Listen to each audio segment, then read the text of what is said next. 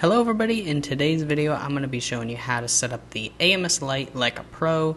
This will work with regular Bambu spools as well as third-party spools. Since on the AMS Lite you can't use filaments like TPU, glow-in-the-dark PLA, PLA wood, or carbon fiber, I'm not going to show those because you're going to have to load those manually. For normal Bambu spools, it's super easy. You just put the spool onto the peg, make sure to grab the end of the filament, and then you want to push the button, the yellow button on the motor. This will disengage the actual clip holding the filament, so you can push the filament in, and then hopefully the motor grabs it and then pulls the filament through the tube. And if you have the Bambu spools, it has the RFID tag in there, so it's going to spin around and try to identify what kind of filament you're using. Sometimes I have a little bit of trouble putting the filament into the feeder because the filament is bent. You just need to bend it and straighten it out a little bit and then try it again, and then hopefully it'll work. I know it's a little touchy sometimes. And to take the filament off, all you gotta do is push that button and then rewind the spool back on, and it's super easy. One of the most useful things I use the AMS for is getting rid of almost empty spools. So this one is almost done, the green, so I'm gonna put it on the AMS with another one already next to it.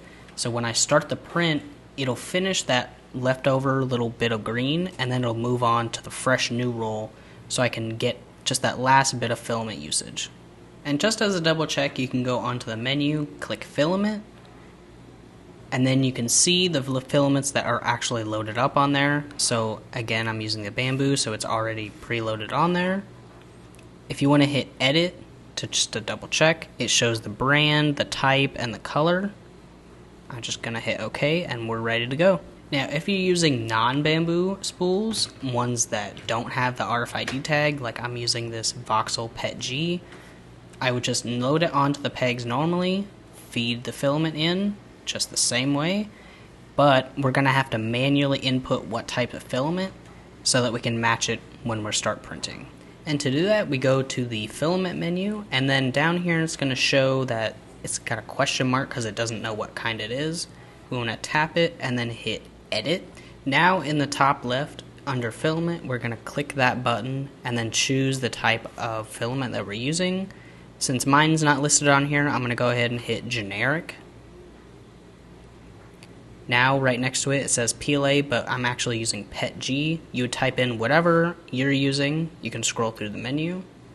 And then, if you want to, you can type in the color. They have a lot of random filaments, but it just so happens I have red. Once we have all this inputted, we go ahead and hit OK. And then, wait a second, give it maybe 5 seconds, and then your filament should pop up. And then you're ready to start printing.